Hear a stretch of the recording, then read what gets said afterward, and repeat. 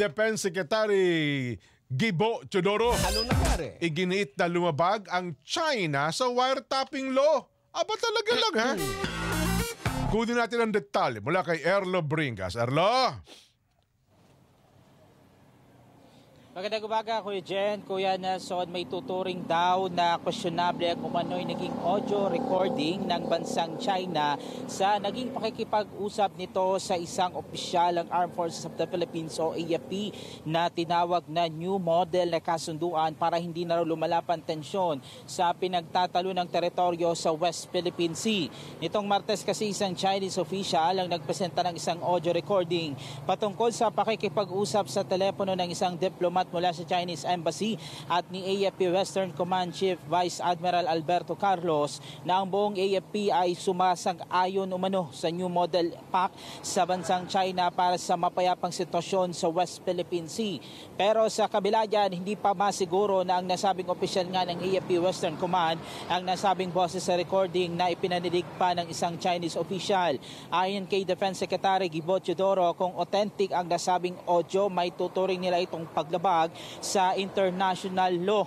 Labag din sa batas sa hindi nakipag-ugnayan ng China sa DFA at tila gumagawa raw ang mga ito ng sikretong galaw. Tiniyak naman ng Defense Chief na gagawin nila ang kaukulang hakbang para maprotektahan ang Department of National Defense, AFP maging ang bansa. Samantala, ang Armed Forces of the Philippines naman o AFP mariing itinanggi ang nasabing kasunduan. Ayon kay AFP spokesperson Colonel Francel Margaret Padilla, maring pinasisinungalingan ng AFP West Command ang nasabing claim ng China patungkol sa umano'y kasunduan na new model para sa Ayungin Shoal. Nananatili ring professional ang hanay ng AFP at sinusunod daw nito ang framework ng Pilipinas na nakasalig sa national policies. Narito ang pahayag ni Defense Secretary Gibo Teodoro. Merong kunong alleged recording sa isang kawani ng Armed Forces of the Philippines, the authenticity of which I doubt, given the propensity of the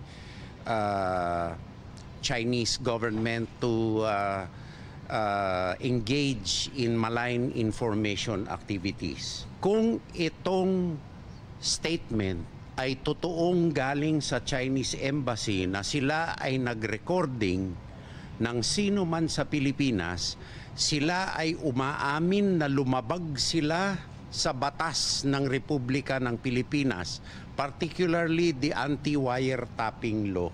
Dapat alamin kung sino ang responsable dito at alisin sa Republika ng Pilipinas. Samantala, tiniyak naman ng DND na patuloy nilang iimbestigahan ang nasabing audio recording at patuloy na alamin kung yun nga ba ay totoo ay naging usapan sa pagitan ng China at AFP. Yung muna latest mula rito sa Quezon City, Lobringas para sa 100% balita. Salamat na marami si Erlo Bringas po yan.